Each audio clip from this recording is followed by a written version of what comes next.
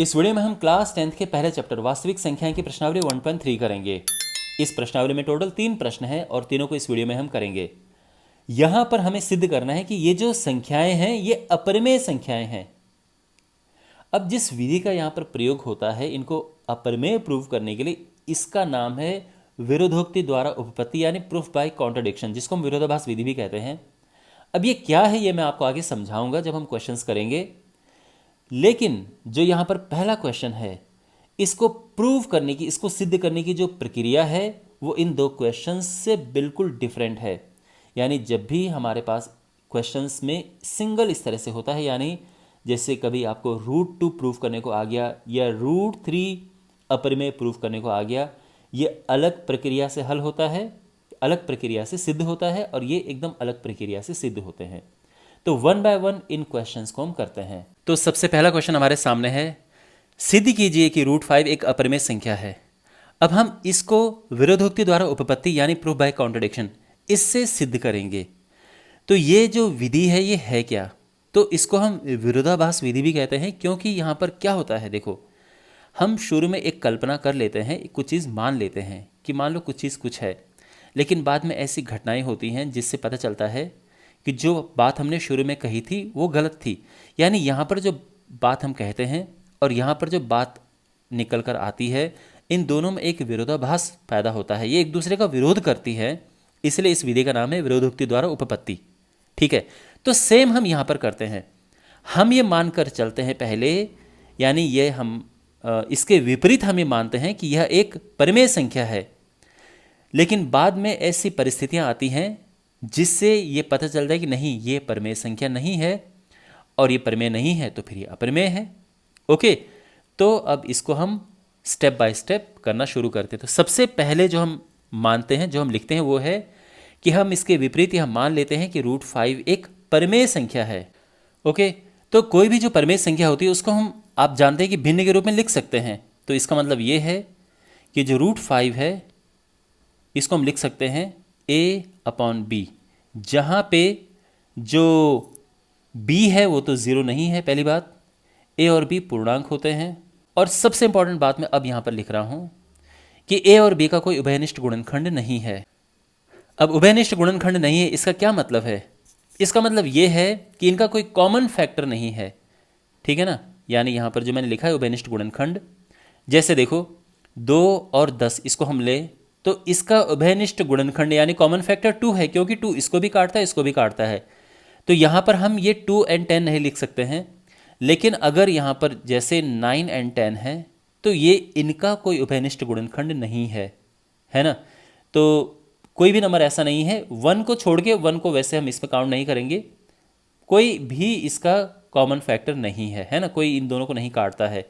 तो ये है इस बात का मतलब कि कोई उभयनिष्ठ गुणनखंड नहीं है। अब यहाँ पर हम इससे क्रॉस मल्टीप्लाई करेंगे तो ये इधर आएगा, √5b = a, और दोनों साइड हम स्क्वायर करेंगे तो ये 5b² आ जाएगा a²। इसका मतलब क्या है? इसका मतलब है कि 5a² को विभाजित करता है। ठीक है, 5a² को विभाजित करता है। देखो कैसे, यहाँ पर ये इसको विभाजित कैसे करेगा? इसी रूप में हम किसी संख्या को लिखते हैं, जैसे 5 × 4, आप जानते हैं 5 को 20 होता है। तो यहाँ पर 5 इसको विभाजित करता है ना, इसको भाग दे सकता है, ये सेम यहाँ पर है। अच्छा, और अगर ये a² को विभाजित करता है तो a को भी विभाजित करेगा, तो इसका मतलब ये है कि 5 a को भी विभाजित करेगा। ओके, अब यहाँ पर देखो हम कुछ नाम देते हैं, इसको नंबर 1 नाम देते हैं स्टेटमेंट। एक स्टेटमेंट यहाँ पर ये है। ओके, कुछ और भी हम आगे स्टेटमेंट लिखेंगे। अच्छा, अब यहाँ तक क्लियर हो गया है। अब यहाँ पे हम क्या करेंगे कि 5 a को विभाजित करेगा, तो इसका क्या मतलब है? अगर 5 a को विभाजित करेगा तो इसका मतलब है कि a = 5c। भाई 5 अगर a को विभाजित करेगा तो इसका यही मतलब हुआ ना कि a = 5c, क्योंकि 5 a को विभाजित कर रहा है। ओके, और यहाँ पर दोनों साइड हम स्क्वायर करेंगे तो ये हो जाएगा a² = 25c²। ओके, और अब a² को यहाँ पे पुट करेंगे तो ये हो जाएगा क्या कि 5b² is equal to a square की जगह पे ये पुट करेंगे 25c², और ये 5 से कटेगा तो ये हो जाएगा b² is equal to 5c²। ये क्लियर है? अब अगर b² is equal to 5c² है तो बिल्कुल जैसे हमने यहां कहा था कि 5a² को विभाजित करेगा, ऐसे ही हम यहां पे कह सकते हैं कि 5b² को विभाजित करेगा।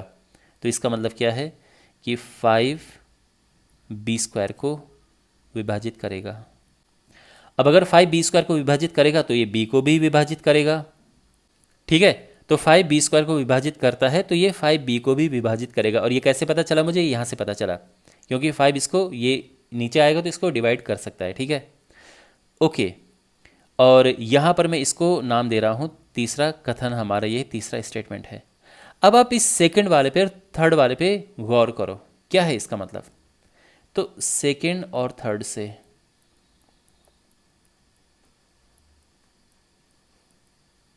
इससे इसका क्या मतलब है, सेकंड एंड थर्ड से, कि 5a को विभाजित करता है और 5b को भी विभाजित करता है, यानी 5a और b दोनों को विभाजित करता है, कि 5a तथा b दोनों को विभाजित करता है।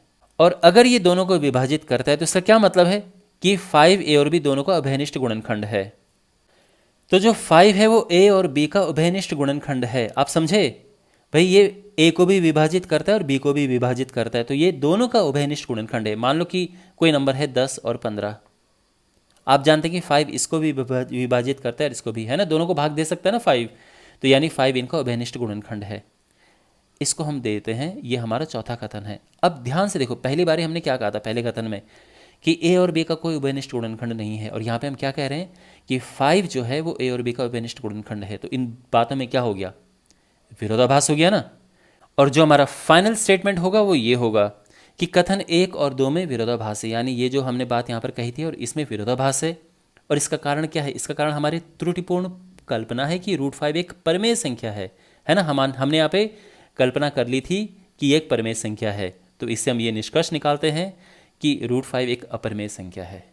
ओके, तो आई होप आपको समझ आ गया होगा। बिल्कुल आपको इसी तरह से करना है, कोई भी क्वेश्चन आपके पास आ जाएगा जो सिंगल हमारे पास होता है, ठीक है। जैसे मान लो √2 आ गया, तो जो जहाँ जहाँ पर √5 है वहाँ पे आप √2 लिख सकते हैं, ठीक है ना। यानी यहाँ पे 2 आएगा, 2 आएगा, 2, बस जहाँ पर ये स्क्वायर होगा बस यहाँ पे 4 आ जाएगा, है ना। बाकी 2 2 2 सारा 2 2 2 इस तरह से। तो आप कोई भी क्वेश्चन कर सकते हैं, बस इसको आप रट लीजिए, आप ये समझो। ओके, तो आई होप आपको ये समझ आया होगा। और अब हमारे पास है क्वेश्चन नंबर 2। सिद्ध कीजिए कि 3 + 2√5 एक अपरमेय संख्या है। तो इसको हम अपरमेय संख्या प्रूव करेंगे, तो इसके लिए एक बात हमेशा ध्यान रखना कि ये जो √5 है ये हमें पहले से ही पता है कि ये एक अपरमेय संख्या है। मतलब ये समझो कि आपके पास अगर एग्जाम में एक क्वेश्चन आ गया तो बहुत ज़्यादा चांसेस है कि साथ में ये लाइन ज़रूर लिखी होगी जहां √5 एक अपरमेय संख्या है। आप इस बात का ध्यान रखना कि ये ऑलरेडी लिखा होगा कि एक अपरमेय संख्या है, और अगर नहीं लिखा होगा तो आप ये मानकर चलेंगे कि ये एक अपरमेय संख्या है, और फिर हमें इसको सिद्ध करना है, ठीक है। अब मैं ऐसा क्यों बोल रहा हूं ये आप आगे समझ जाएंगे। ऐसे क्वेश्चंस को जब हम सॉल्व करते हैं तो इसको हम जिस मेथड से सॉल्व करते हैं उसका नाम है विरोधोक्ति द्वारा उपपत्ति, जिसको हम कहते हैं प्रूफ बाय कॉन्ट्रडिक्शन। यानी पहले हम विपरीत चीज मानकर चलेंगे, यानी इसको पहले हम परिमेय मानकर चलेंगे, उसके बाद फिर ऐसी सिचुएशन आएगी जहां पे कुछ बातों में विरोध होगा, और उसके बाद फिर हम इस निष्कर्ष पर पहुंचेंगे कि हमारी जो कल्पना थी वो गलत थी और ये परमेय संख्या नहीं अपरमेय संख्या है। तो शुरू करते हैं। तो सबसे पहले हम ये लिखेंगे कि इसके विपरीत यह मान लेते हैं कि 3 + 2√5 एक अपरमेय संख्या है। ओके, अब ये संख्या जो है हमने इसको परमेय मान लिया है, तो परमेय संख्या में क्या होता है कि 3 + 2√5 इसको हम लिख लेते हैं a/b, क्योंकि किसी भी परमेय संख्या को भिन्न के रूप में लिख सकते हैं जहां a और b पूर्णांक हैं, इसका ध्यान रखना। अब यहां पर हम एक काम करेंगे, √5 को एक तरफ रखना है, बाकी को एक तरफ रखना है। तो 3 पहले राइट हैंड साइड में लेके जाएंगे, तो ये हो जाएगा a/b - 3, और ये 2 ये हो जाएगा a minus 3b upon b, और ये 2 नीचे जाएगा तो ये हो जाएगा a minus 3b upon 2b। ठीक है, इतना क्लियर हो गया। अब आप नोटिस करो यहाँ पर ये जो संख्या है, ये संख्या एक परमेय संख्या है और ये संख्या एक अपरमेय संख्या है। ये हम यहाँ पर लिखेंगे कि चूंकि a और b पूर्णांक हैं, इसीलिए ये एक परिमेय संख्या है। तो यहां पर ये परिमेय संख्या है। अब लेकिन हम यहां पर लिखेंगे लेकिन √5 एक अपरिमेय संख्या है। तो अब देखो ये परिमेय है और ये अपरिमेय है, तो ये विरोधाभास हो गया ना। तो यहां पर विरोधाभास है, हम लिखेंगे। और इस विरोधाभास का कारण क्या है, आप सोचो कि ये ऐसा क्यों आया। इस विरोधाभास का कारण यही था क्योंकि हमने इसको परिमेय संख्या माना था। ठीक है, तभी जाके तो ये विरोधाभास आया है। तो हम ये लिखेंगे कि इस विरोधाभास का कारण हमारी त्रुटिपूर्ण कल्पना है। तो ये हमारा फाइनल स्टेटमेंट है, हम इस तरह से लिखेंगे। बहुत सिंपल है, आप इसको ध्यान रखना। इस विरोधाभास का कारण हमारी त्रुटिपूर्ण कल्पना है। त्रुटिपूर्ण यानी हमने ये जो कल्पना की थी कि 3 + 2√5 एक परिमेय संख्या है, ये जो कल्पना है ये त्रुटिपूर्ण है। इससे हम इस निष्कर्ष पर पहुंचते हैं कि 3 + 2√5 एक अपरिमेय संख्या है। ये बात समझ आ गई? तो आई होप आपको समझ आ गया होगा। बिल्कुल जिस तरह से ये लिखा है आपको एग्जैक्टली ऐसे ही लिखना है, सारे क्वेश्चंस बड़े आराम से हो जाएंगे जब भी आपके पास इस तरह से कोई भी क्वेश्चन आता है। ठीक है ना, आप एक साइड करना, ये रूट वाली संख्या को एक तरफ, बाकी को एक तरफ, और बिल्कुल ये स्टेप्स लिखने हैं। Simple solution. अब हमारे पास है क्वेश्चन नंबर 3। सिद्ध कीजिए कि निम्नलिखित संख्याएं अपरिमेय हैं। तो यहाँ पर ये 3 पार्ट इसके हैं। तीनों को सॉल्व करने का तरीका बिल्कुल सिंपल है। विधि आप जानते हैं, विरोधोक्ति द्वारा उपपत्ति यानी प्रूफ बाय कॉन्ट्रडिक्शन। यानी पहले हम ये मानकर चलेंगे कि ये परिमेय संख्याएं हैं और बाद में कुछ विरोधाभास उत्पन्न होगा। फिर हम कहेंगे कि नहीं, हमारी कल्पना त्रुटिपूर्ण थी, गलत थी, ये परिमेय नहीं अपरिमेय है। तो सबसे पहले हमारे पास है फर्स्ट। तो जैसे कि मैंने आपको कहा कि पहले हम ये मानकर चलते हैं, ठीक है, कि ये एक परिमेय संख्या है। तो किस तरह से लिखते हैं, तो ये हम सबसे पहले लिखेंगे, हम इसके विपरीत यह मान लेते हैं कि 1/√2 एक परिमेय संख्या है। ठीक है, ओके। अब इसके बाद ये परिमेय संख्या है, तो आप जानते हैं परिमेय संख्या को हम कैसे लिखते हैं, 1/√2 = a/b। और अब ध्यान रखना, हम √2 को एक तरफ कर देते हैं, यानी अगर हमें √2 लिखना हो तो ये b/a हो जाएगा। वैसे जब हम ये लिखेंगे तो साथ में हमें ये भी लिखना है कि जहां a और b पूर्णांक हैं, तो जहां a और b पूर्णांक हैं, ठीक है, क्योंकि जो परिमेय संख्या होती है वो भिन्न के रूप में लिखी जा सकती है। ये समझ आ गया। और इसको ऊपर ले गए और इसको हमने पलट दिया, रेसिप्रोकल कर दिया। अब आप यहाँ पे सिचुएशन समझो। राइट हैंड साइड तो परिमेय है, क्योंकि अगर b और a पूर्णांक होंगे तो परिमेय होगी ना। लेकिन जो बायां पक्ष है, लेफ्ट हैंड साइड, ये अपरिमेय संख्या है। ध्यान रखना, ये हम शुरू में मान कर चलेंगे, यानी जहां √2 एक अपरिमेय संख्या है। इस बात का ध्यान रखना। यानी ये जो क्वेश्चन है, इस क्वेश्चन में ये √2 आप पहले से ही मान के चलोगे कि ये अपरिमेय है। यहाँ पे √5 आप पहले से मान के चलोगे कि अपरिमेय है, और यहाँ पे √2 पहले से ही मान के चलोगे ये अपरिमेय है। आपके पास अगर एग्जाम में क्वेश्चन आता है तो 99% चांस है कि क्वेश्चन के साथ में ही ये दिया होगा। यानी आपको ये प्रूव करने के लिए होगा कि सिद्ध कीजिए 7√5 एक अपरिमेय संख्या है, जहां पर √5 एक अपरिमेय संख्या है। तो ये और ये अपरिमेय है, ये पहले से ही हमें पता है। इस बात का ध्यान रखना आप, ओके। तो यहां पर अब आप यहां पर देखो, राइट हैंड साइड परिमेय है, यानी हम ये लिखेंगे कि चूंकि b और a पूर्णांक हैं,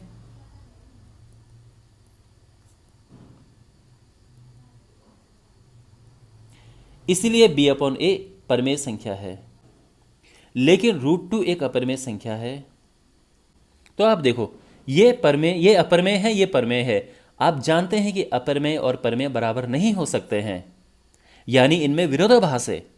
ठीक है, तो हम लिखेंगे कि यहां पर विरोधाभास है। और इस विरोधाभास का कारण क्या है, क्यों ये विरोधाभास आए, आप समझो। क्योंकि हमने इसको प्रमेय माना था, तभी तो ये आया है।